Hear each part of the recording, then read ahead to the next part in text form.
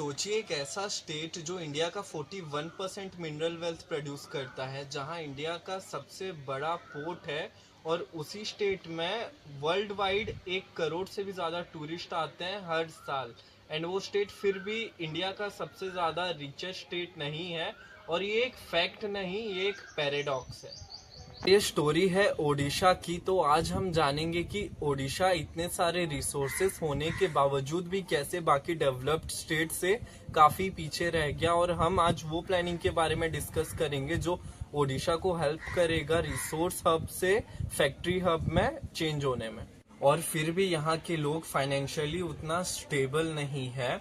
तो problem resources की तो बिल्कुल भी नहीं है, प्रॉब्लम है सिस्टम की।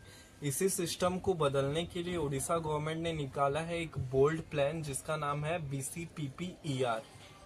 ओडिशा का सबसे पहला एडवांटेज है ओडिशा की जियोग्राफी। ओडिशा है इंडिया के ईस्टर्न कोस्ट पर, जो कि इंडिया का साउथ ईस्ट एशिया के लिए गेटवे है। Countries like Vietnam, Singapore, Thailand ऐसी कंट्रीज के लिए, जो कि world wide already manufacturing hubs बन चुके हैं। और उन्हीं को कनेक्ट करवाता है ओडिशा इंडिया से। ऐसे ही रीजंस के वजह से ओडिशा इंडिया का एक्सपोर्ट पावर हाउस बन सकता है just because of geography. Odisha का दूसरा और सबसे बड़ा एडवांटेज है ओडिशा का मिनरल वेल्थ। ओडिशा इंडिया का 28% आयरन और प्रोडक्शन करता है, 59% बॉक्साइट प्रोड्यूस करता है और 98% क्रोमाइट अकेले प्रोड्यूस करता है। ओडिशा 2022 एंड 2023 में इंडिया का 41.9% मिनरल वेल्थ प्रोड्यूस किया था। इसका मतलब है इंडिया का इंडस्ट्रियल बैकबोन जैसे कि एल्यूमिनियम, पावर, एनर्जी, ये सब का रिसोर्सेज ओडिशा ही प्रोवाइड करता है ऑलमोस्ट सारे इंडियन स्टेट्स को। फिर भी यहाँ के लोग उतना ज़्यादा फाइनेंशियली स्टेबल नहीं है। ओडिशा का तीसरा सबसे बड़ा एडवांटेज है Paradip port. Paradip port India का सबसे बड़ा पोर्ट है बाय वॉल्यूम, क्योंकि पारादीप पोर्ट अकेले पर ईयर 150 मिलियन टन से ज़्यादा कार्गो हैंडल करता है। जैसे कि आसपास वाले सिटीज से, टाउन से, माइंस से यहाँ पे ट्रक में आयरन और बॉक्साइट लोड होके आते हैं, शिप्स में लोड होते हैं और वो चले जाते हैं दूसरे कंट्रीज को या दूसरे स्टेट्स को ट्रांसफर हो जाते हैं। और वो प्रोसेस ओडिशा में नहीं होते हैं, बस प्रोड्यूस माइन किए जाते हैं, जो कि सबसे बड़ा लॉस है ओडिशा स्टेट के लिए, क्योंकि जो प्रॉफिट मार्जिन होता है वो हमेशा प्रोसेसिंग में रहता है, ना कि प्रोडक्शन में। इसीलिए यहाँ के लोग काफ़ी ज़्यादा फाइनेंशियली स्टेबल नहीं है। ओडिशा का चौथा सबसे बड़ा एडवांटेज है the world famous Jagannath temple. Puri में हजारों लाखों लोग हर साल, इवन 1 करोड़ लोग हर साल पुरी में आते हैं, पर वो टूरिज्म लीकेज हो जाता है। टूरिज्म लीकेज का मतलब है कि लोग पूरी दर्शन करने तो आते हैं, पर पुरी में 1 रात या 2 रात से ज़्यादा नहीं रुक पाते, क्योंकि यहाँ पे कोई ऐसी डेस्टिनेशन या कोई ऐसे कनेक्टिविटी ही नहीं बनाई गई है कि वो लोग ओडिशा में 1 या 2 दिन से ज़्यादा रुके। हाँ, माना जगन्नाथ टेम्पल काफ़ी ज़्यादा देखने लायक एंड वर्ल्ड फेमस है, पर वो चीज़ ओडिशा के दूसरे सिटीज़ को उतना ज़्यादा इकोनॉमिकली हेल्प नहीं करते हैं, क्योंकि ओडिशा ने दूसरे सिटीज़ में उतना ज़्यादा डेवलपमेंट नहीं किया है। तो ओडिशा के पास सब कुछ है, लोकेशन, मिनरल्स, टूरिज्म, पोर्ट, फिर भी ओडिशा के लोग यहाँ पे उतना ज़्यादा फाइनेंशियली स्टेबल क्यों नहीं है? उसका आंसर है 5 स्ट्रक्चरल प्रॉब्लम्स। तो चलिए डिटेल में उसके बारे में बात करते हैं।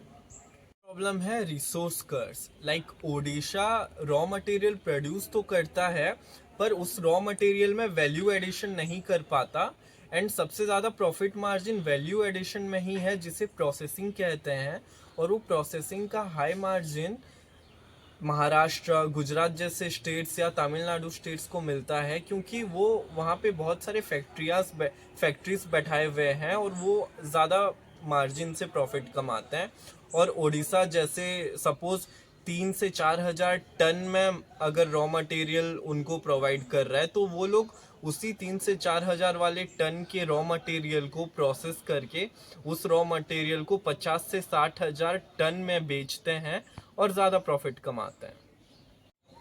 ओडिशा के लिए दूसरा सबसे बड़ा प्रॉब्लम है वीक इंफ्रास्ट्रक्चर। वीक इंफ्रास्ट्रक्चर मतलब ओडिशा के जहाँ भी माइंस है एंड पोर्ट है एंड जो छोटे बड़े सिटीज़ है उनके बीच कनेक्टिविटी बहुत ज़्यादा कम है या ख़राब है। बिल्कुल भी लाइक महाराष्ट्र या तमिलनाडु की जैसे कनेक्टिविटी नहीं है कि बाहर से जितने भी ज़्यादा लाइक फैक्ट्रीज ओनर है उनको वो चीज़ अट्रैक्ट करे फैक्ट्रीज ओपन करने के लिए ओडिशा में। तो वो एक बहुत बड़ा प्रॉब्लम है इंफ्रास्ट्रक्चर का ओडिशा में।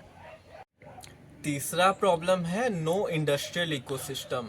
दूसरे स्टेट्स लाइक महाराष्ट्र, गुजरात, तमिलनाडु, उत्तर प्रदेश, इन स्टेट्स में जैसे लाइक एक इंडस्ट्रियल इकोसिस्टम है कि अगर एक सिटी ग्रो हो रही है तो उसी के हेल्प से उसकी नेबर सिटी भी ग्रो होती है। ऐसा कोई इकोसिस्टम ओडिशा में नहीं है। यहाँ की सारे सिटीज़ खुद से इंडिविजुअली ग्रो करते हैं, इसीलिए उनका परसेंटेज कलेक्टिवली ग्रो होने का काफ़ी कम होता है, तो कोई इकोसिस्टम जनरेट नहीं हो पाता। चौथा प्रॉब्लम है स्किल गैप एंड माइग्रेशन का। ओडिशा में ऐसा कभी भी कोई एजुकेशनल या स्किलफुल ट्रेनिंग का सेंटर बनाया नहीं गया यहाँ के लोगों के लिए, जो यहाँ के लोगों को यही अपॉर्चुनिटी दे काफ़ी सारे बेटरमेंट का। क्योंकि बहुत सारी कंपनीज जो है बाहर के स्टेट्स में वो वहाँ के लोकल लोगों को बहुत अच्छे से स्किलफुल बनाती है और वहीं पे उनको चीप लेवल की तरह यूज़ करती है। और वो चीज़ ओडिशा में बहुत ज़्यादा कम देखी गई है। लाइक बड़े बड़े कंपनीज लाइक वेदांत या कोई JSW जैसी कंपनी ही ओडिशा में वो चीज़ करवाते हैं जो कि ना के बराबर है। एंड माइग्रेशन का भी बहुत बड़ा मुद्दा है ओडिशा में। यहाँ के लोग थोड़े मोड़े पढ़ने के बाद भी या तो बेंगलोर शिफ्ट हो जाते हैं या मुंबई शिफ्ट हो जाते हैं अपने करियर को अपस्किल करने के लिए। तो यहाँ पे अगर ऐसा कोई इकोसिस्टम होता तो यहाँ के लोग पढ़ लिख कर या स्किलफुल बनकर ओडिशा में ही रहते, इनकम भी यहीं करते एंड एक्सपेंस भी यहीं करते, तो यहाँ की इकोनॉमी काफ़ी ज़्यादा बढ़ती एंड फास्ट ग्रो होती। पांचवा और आखिरी सबसे बड़ा प्रॉब्लम है टूरिज्म लीकेज का। लाइक वीडियो में हम जैसे पहले बात कर चुके हैं टूरिज्म लीकेज के बारे में, वो है कि लाइक यहाँ पे हम काफ़ी सारे डिफरेंट टाइप ऑफ डेस्टिनेशन को अगर डेवलप करेंगे टूरिज्म प्लेस की तरह, लाइक कोरापुट है, देन संबलपुर में है हीराकुड डैम, तो वो सारी चीज़ें बहुत ज़्यादा डाइवर्सिफाई कर पाएंगी ओडिशा के टूरिज्म को, जो कि बस ईस्टर्न कोस्ट पर नहीं रहेगी, वो वेस्टर्न ओडिशा में भी आ पाएगी। वो चीज़ ऑब्वियसली इकोनॉमी में बहुत ज़्यादा हेल्प करेगी ओडिशा के। और इन सब प्रॉब्लम को एक साथ सॉल्व करने के लिए लॉन्च हुआ है BCPP-ER प्लान, जिसका फुल फॉर्म है भुवनेश्वर कटक पुरी पारादीप इकोनॉमिक रीजन, जो कि ओडिशा का $500 बिलियन प्लान का हिस्सा है। और ये टर्म या ये टारगेट ओडिशा अचीव करना चाहता है 2047 तक, जो कि आज से लगभग 20 साल की दूरी पर है। अभी ये रीजन ओडिशा का $22.4 बिलियन का बस वर्थ करता है एंड 20 साल में ओडिशा को ये $500 बिलियन का कन्वर्ट करने में हर साल 15 से 16% का ग्रोथ का नीड पड़ेगा, जो एक समय पर चाइना के लिए भी काफ़ी ज़्यादा टफ था। ऐसे बहुत सारे प्लान्स लॉन्च तो हुए हैं पर प्रैक्टिकली इम्प्लीमेंट होने में बहुत इश्यूज आया है। ये चीज़ ऑन पेपर तो सही है पर क्या ओडिशा ये प्लान को प्रैक्टिकली इम्प्लीमेंट कर पाएगा, वही है सबसे बड़ा प्रॉब्लम ओडिशा के लिए। बाकी प्लान टॉप नॉच है।